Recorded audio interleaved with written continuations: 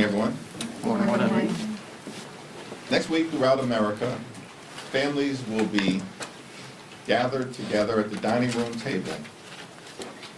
And millions of Americans are going to experience sticker shock as they prepare for Thanksgiving.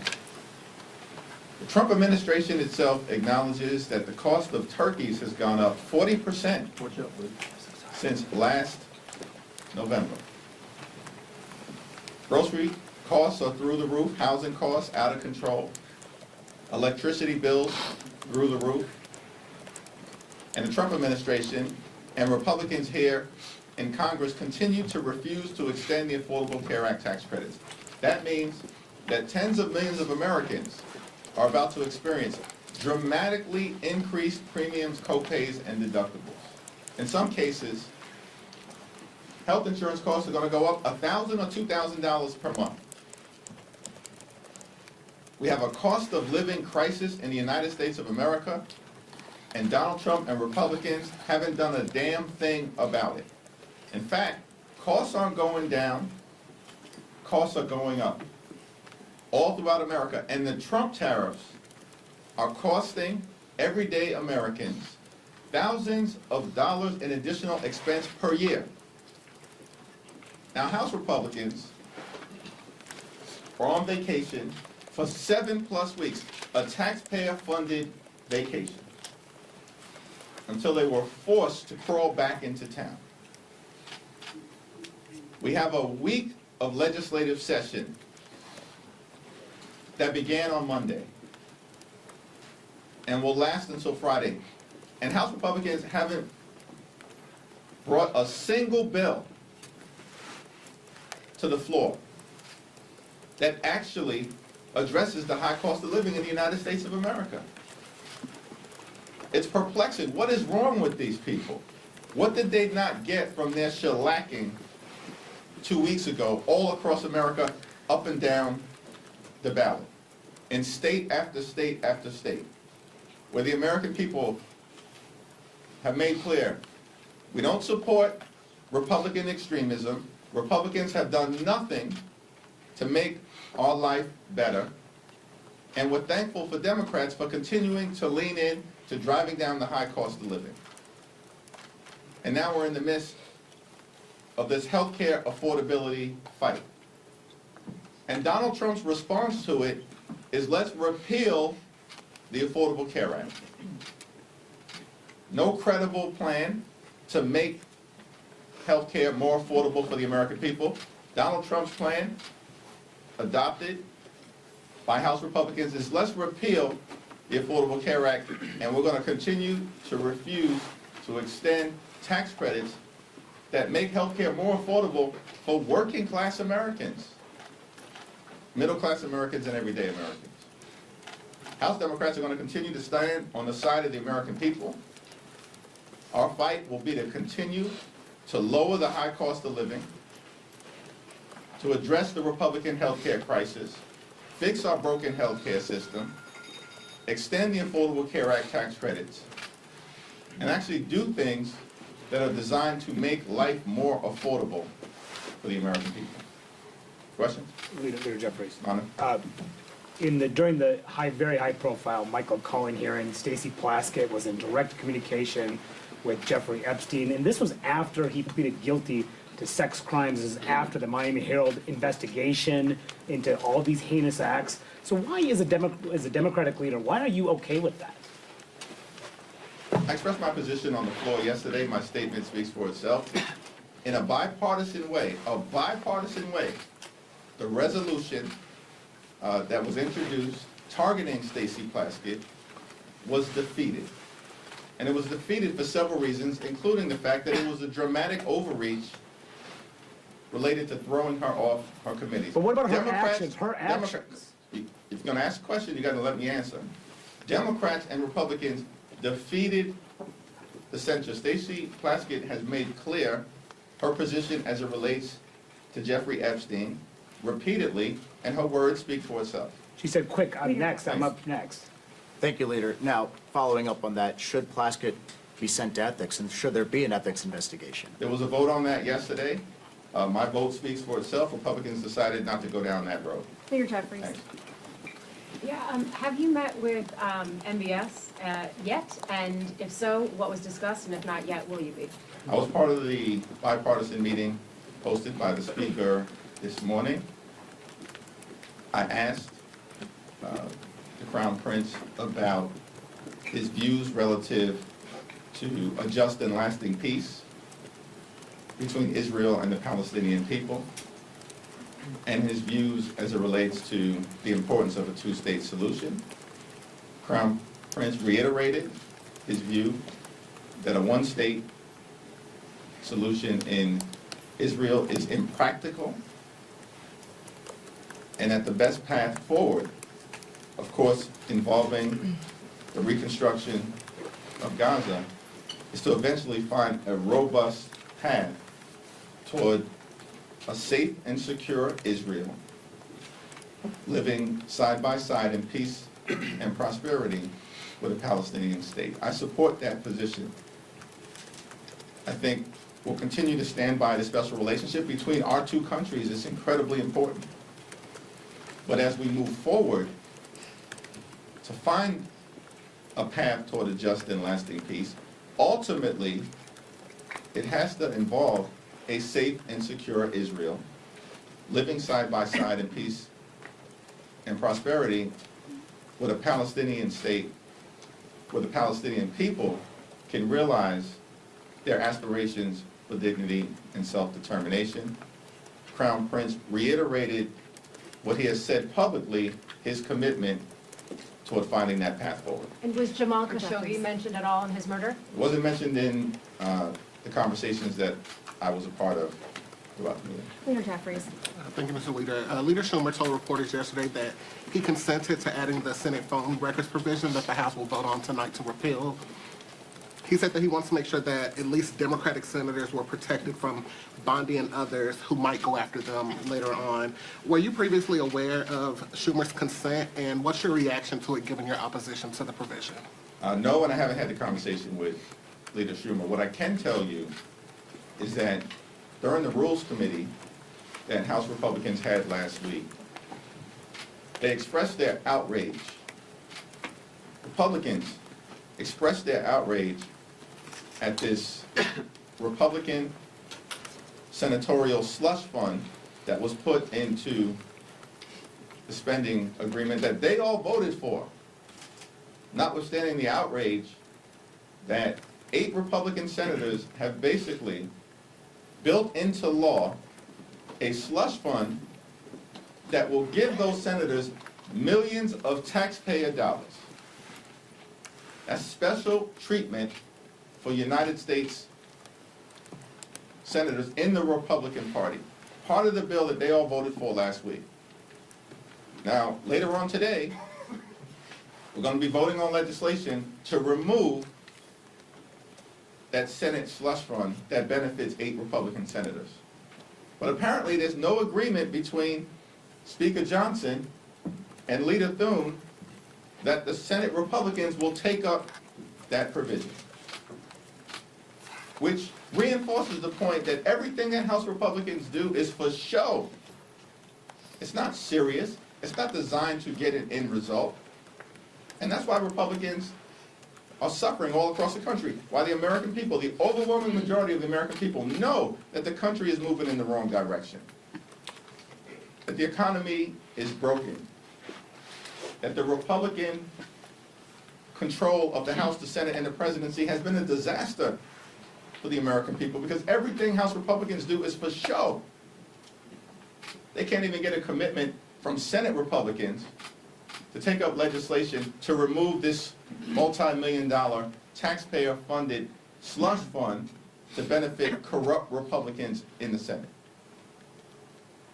It's time for the House to start to actually do things that matter for the American people in the middle of a cost of living crisis that's devastating hardworking American taxpayers all across the country. But Republicans throughout this week have shown zero interest in making life better for everyday Americans. They continue to be all about the wealthy, the well-off, and they're well-connected GOP donors. Leader Jeffries. Thanks. Back. Go. Thank you. On the Affordable Care Act, Democrats are, obviously you say you want an extension of the tax credits.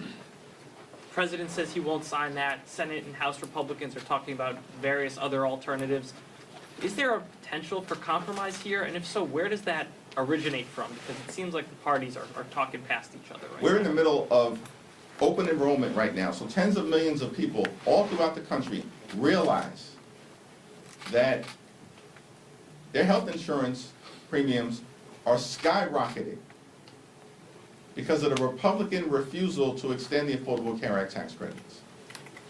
And during the Trump Republican shutdown, we repeatedly indicated that we want to work together in good faith with the other side of the aisle to address the Republican health care crisis.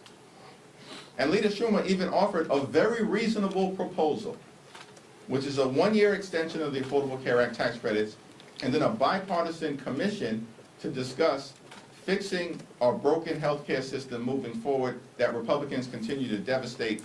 And Republicans refuse to take yes for an answer. And so at this moment in time, the House Democratic position is very clear, very simple, very easy, very straightforward. A 3-year extension of the Affordable Care Act tax credits before they expire on December 31st of this year. If Republicans refuse to act, the American people will understand why their health insurance premiums are through the roof and why tens of millions of Americans will no longer be able to go see a doctor when they need one. Leader Jeffries. Thank you so much, Leader Jeffries. House Oversight Chairman Comer said yesterday on the floor that you had Jeffrey Epstein over for dinner and took money from him back in 2013. This was after he was on the sex offender list. Any comment on that? And will you be holding members accountable regardless of party affiliation if there were any misdeeds related to the Epstein files? Was that a serious question or a serious statement from malignant clown James Comer, that I had Jeffrey Epstein over for dinner, that I accepted money from Jeffrey Epstein? What's extraordinary to me about the clown show on the other side of the aisle is that they lie with impunity on things that are objectively verifiable. And why do they do that? It's because for months, Republicans have been burying the Jeffrey Epstein files. Not Democrats. Our view continues to be the same. We want to make sure that what the survivors have asked for, which is full and complete transparency in order to bring about accountability, actually happens. And Congress decisively and in a bipartisan way acted yesterday with respect to the release of the Jeffrey Epstein files. That's a victory for the survivors and a victory for the American people. And Donald Trump needs to sign that bill into law expeditiously. Some Republicans have implied that there's been a backdoor deal made for those Republican votes yesterday on the Plaskett censure in return for not bringing up a Corey Mills censure. Do you have any response to that? And was there a backdoor deal made there? What Republicans have Anna suggested Palmer, that? who else? Mace, a couple other women Yeah, Republicans. the only thing that I can say MPG. is that Democrats are not going to unilaterally disarm. And there's a long list of Republicans worthy of censure. A long list of Republicans. Not enough time in the legislative calendar if Republicans want to go down this road of censuring members or throwing them off committees. Thank you. Back on. Thanks, Leader Jeffries. A couple months ago, you had done an event downstairs with Jared Golden to promote a discharge petition on restoring some collective bargaining rights for federal workers. That discharge petition hit 218 on Monday. I'm just wondering what happens now. Do you anticipate that that will be called up? Will there be a vote on that bill in December? Well, Speaker Johnson is required, pursuant to the discharge petition, to set in motion an up or down vote on restoring collective bargaining for hardworking federal employees. And that's a bipartisan discharge petition that will trigger that vote. So we know the votes exist in the House of Representatives. But this is another example of Republicans attacking hard-working American taxpayers, working families, members of organized labor, everyday Americans and middle-class Americans who benefit from union involvement and union participation and collective bargaining against powerful interests across the country. The House Republican majority has been a complete and total failure. They have failed the American people. Life has not gotten better, despite all of their promises to lower the cost of living on day one. Costs have not gone down. Costs have gone up. And the American people know it's because of failed Republican policies. Thank you, Leader Jeffries. Throughout shutdown, you really emerged on national stage, and President Trump didn't hold back his attacks. I know this may sound perhaps counterintuitive, but did this give you perhaps more confidence that he sees you as a strong opponent, the one who can move the political needle, and do you consider presidential run 2028? Well, I appreciate you suggesting that throughout the shutdown I emerged on the national stage. I think my mother has done a good job of circulating talking points in that regard. But this fight was always about the American people and putting the American people first. And we're going to continue to lean into that fight, to lower the high cost of living, to fix our broken healthcare system, and to clean up corruption. In the Congress, that is going to start with making sure we prohibit stock trading by members of the United States Congress. And of course, we've got to deal with corruption within the Supreme Court and in the administration, the most corrupt administration in American history. Our focus on the non-governmental side will continue to be taking back control of the United States House of Representatives. Because that's the most significant thing that can be done to begin the process of ending this national nightmare that has been visited on the American people by Donald Trump and Republicans. And Democrats are going to take back control of the House of Representatives. And we're going to do so decisively. This whole notion, it was always a fantasy. Some people bought into it. This whole notion that Republicans were going to be able to gerrymander their way into rigging the midterm elections, and Democrats in the House were just going to unilaterally disarm, roll over, and play dead was a fantasy. And I told that to Mike Johnson months ago, directly. This is not going to end well for you. Told that directly to Mike Johnson, early, when it was suggested that Texas was going to move aggressively. Because they must have us confused. We recognize the urgency of the moment. And in state after state, we will continue to decisively and forcefully respond, as we've done. In Texas, in California, we're doing it now in Missouri, on the ground, in Virginia, in Illinois, in Maryland, litigation in New York, pushing back against their efforts in red states throughout the country, and of course, with a decisive legal victory in Utah. So our focus is on making life better for the American people, stopping this Donald Trump-inspired effort to gerrymander the national congressional map in order to rig the midterm elections. They started this redistricting fight. We will end it. And that's the reality that extreme MAGA Republicans are confronting right now.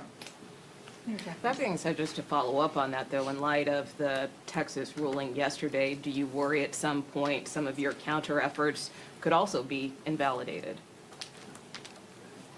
The Texas congressional map that was racially gerrymandered in violation of the law was declared to be unconstitutional in an opinion written by a judge appointed by Donald Trump, who centered that opinion on the corruption and the incompetence and the clear racial motivation of the Department of Injustice. That's the reality of that decision in Texas. It was clear as day that Donald Trump and Republicans violated the 14th and the 15th Amendments of the United States Constitution. And then they jammed that gerrymandered map down the throats of the people of the great state of Texas. In the dead of night. In California, it was a democratic process that ultimately was presented to the voters in the form of Proposition 50. And I'm thankful for the leadership of Governor Newsom. The congressional delegation in California did a tremendous job with respect to the leadership that we saw from everyone. Nancy Pelosi, Pete Aguilar, Zoe Lofgren, incredible job, but everyone in the delegation, and of course working with our partners in the state legislature. They intentionally leaned into a democratic process that also ensured there was strict compliance with both the Voting Rights Act as well as the 14th and 15th Amendment to the United States Constitution. Very different process. And so the litigation that has been filed, or at least threatened, by the Department of Injustice against the California map is frivolous. And by the way, these people at the Department of Justice are both corrupt and incompetent. So much so that they detonated their own gerrymandering efforts in Texas. And because Texas has fallen, these people are now in full panic mode because they've set in motion a process that is not going to work out well for them in the end. Leader Jeffries. Thank you, Mr. Leader. You said just a moment ago that there's a long list of Republicans worthy of censure. Nancy Mace is going to be offering a privileged motion to censure Corey Mills later today.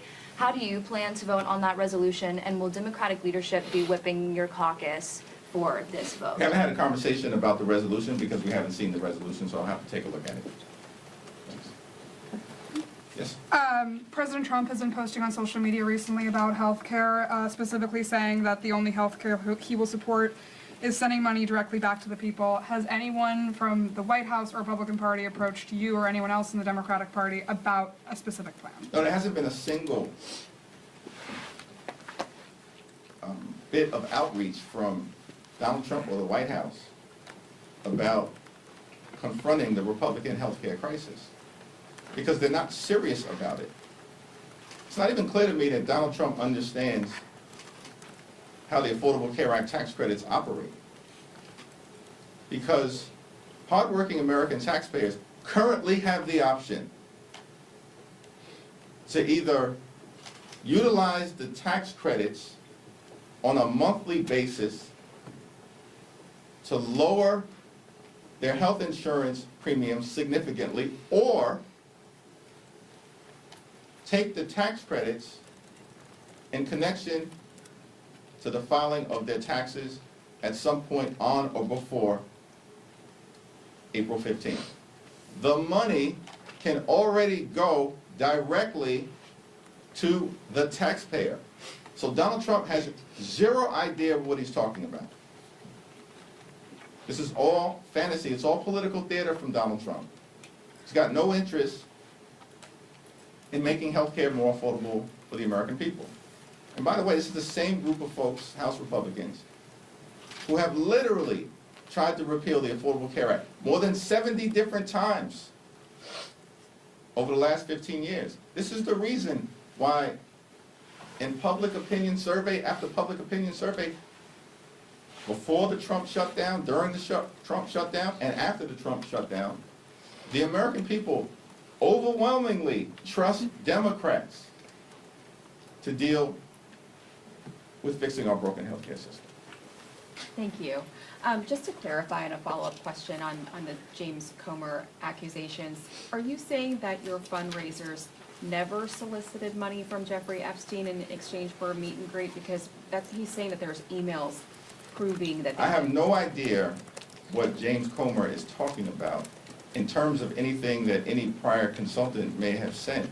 I had no idea about that either, but James Comer apparently made the representation on the floor of the House that I sat down with Jeffrey Epstein, had dinner with Jeffrey Epstein, have contributions from Jeffrey Epstein. He's a stone cold liar, and James Comer knows it. This is all part of an effort to try to deflect from their failures as a House majority to deal with the issues of importance to everyday Americans, and of course, to the fact that Republicans have been running a pedophile protection program for the last several months, until the survivors, partnering with a handful of courageous Republicans led by Representative Massey, partnering with Representative Connor and House Democrats, forced Donald Trump, forced Mike Johnson, and forced the Republicans to capitulate so that the American people could have the transparency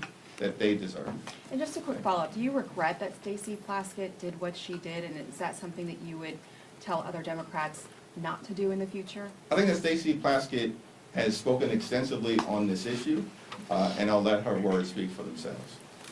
Thank you. Following up on ACA, I know you mentioned your position of the discharge petition for the 3-year extension, but what about something like the Kevin Kiley, Sam Liccardo, the bipartisan bill that it's a 2-year extension, it adds income taxes, a couple other conditions. Is that something that leadership could get behind? Yeah, the House Democratic position right now, supported by the overwhelming majority of House Democrats, is a 3-year extension of the Affordable Care Act tax credits. Now, Republicans have repeatedly been given the opportunity to take yes for an answer and to address this healthcare crisis that they've created, which includes but is not limited to the largest cut to Medicaid in American history. That's what they did in their one big ugly bill. And as a result of what Republicans have done, hospitals, nursing homes, and community-based health centers are closing all across the country, including in rural America. This is devastating everyday Americans. And at the same period of time, Republicans set in motion a possible cut to Medicare. They're going after the Centers for Disease Control, $1.7 billion cut to the CDC. That will be the largest cut in American history. In this appropriations process, that's what Republicans are trying to do. They also want to enact the largest cut, about $500 million, to the National Institute of Health. That will be the largest cut in American history. And on top of all of that, Republicans continue to refuse to extend the Affordable Care Act tax credits, jeopardizing the health and well-being of tens of millions of Americans. Mike Johnson has said he's got no interest in dealing with this issue. There's no urgency. We're back this week, full-time. He's done nothing. No bills, no discussion, no outreach. Why? Because Republicans aren't interested in making life better for everyday Americans. Republicans, like they did in their one big ugly bill, largest cut to Medicaid in American history, ripped $186 billion in SNAP funding from hungry children, seniors, and veterans. And why did they do all of that? To provide massive tax breaks to their billionaire donors, which they made permanent. But now Republicans can't even find a dime or the time of day to extend the Affordable Care Act tax credits for tens of millions of working class Americans. Shame on them. Thank you. Thank you. Thank you. He never answered if he's going to run for